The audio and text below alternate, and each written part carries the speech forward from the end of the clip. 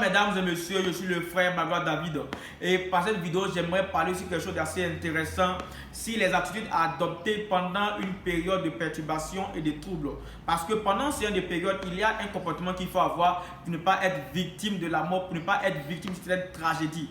Donc voici. Parmi ces attitudes-là, il y a ce qu'on appelle la confiance en Dieu, qu'on peut aussi appeler la foi. Nous devons avoir confiance en Dieu. Là où tu es, tu dois avoir confiance en Dieu pour ne pas que l'ennemi puisse t'atteindre, pour ne pas que cette maladie puisse te toucher. Parce que la confiance en Dieu grandit Dieu dans ta vie. Ça hausse la pesanteur de Dieu dans ta vie. David eut confiance en Dieu et même quand il a été exposé à Goliath, Dieu l'a relevé. La Bible nous déclare clairement en Genèse chapitre 15, le verset 6, que Abraham eut confiance en Dieu.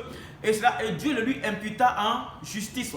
Quand tu as confiance en Dieu, Dieu transforme ta situation et Dieu t'accorde une situation favorable. Alléluia. Il y a encore une nouvelle attitude qu'il faut avoir. Mais d'abord, il faut comprendre que la confiance en Dieu peut te positionner parmi les gens qui sont sélectionnés pour la grâce de Dieu. En Somme 91, le verset 5 à 7 nous dit clairement que tu ne craindras ni la terreur de la nuit, ni la flèche qui vole pendant le jour. Tu ne craindras ni la peste qui marche dans les ténèbres, ni la contagion qui frappe en plein midi. Que 1000 tombent à ton côté et 10 000 à ta droite, toi tu ne seras pas à terre. Donc tu dois avoir confiance en Dieu que Dieu peut accomplir cela ainsi. Donc tu dois aussi être obéissant. La seconde attitude, c'est l'obéissance. Tu dois être obéissant à Dieu. Ce que tu te dis, il faut obéir à cela. Il faut suivre les normes de Dieu.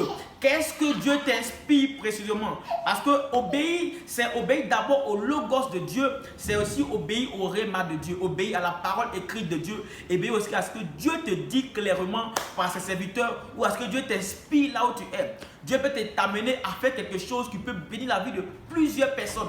Dieu peut t'amener à dire des choses, même par le net, afin que plusieurs personnes soient affermies et fortifiées. Dieu peut t'inspirer à faire des choses qui peuvent réellement toucher la vie de plusieurs et toi-même ta propre vie. Tu dois être obéissant. Sois aussi obéissant au gouvernement. La Bible nous dit clairement que nous devons respecter les autorités qui sont établies. Il n'y a aucune autorité qui est établie sans la main de Dieu.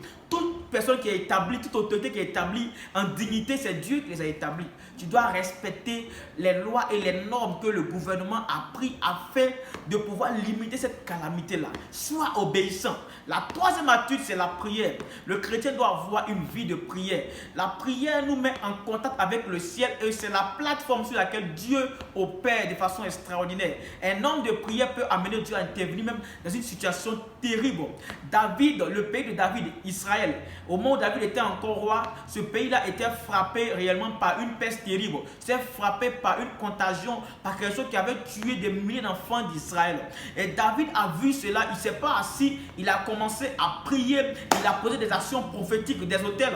Et Dieu a intervenu dans ce pays-là et Dieu les a libérés complètement. Il ne s'est pas assis pour se morfondre, il ne s'est pas assis pour pleurer. Donc laisse-moi te dire qu'il faut agir comme il se doit. Tu dois réellement avoir confiance en Dieu, tu dois être obéissant à Dieu et au gouvernement. Tu dois avoir une vie de prière afin de terrasser cet esprit-là. Et donc, voici les attitudes que nous devons avoir.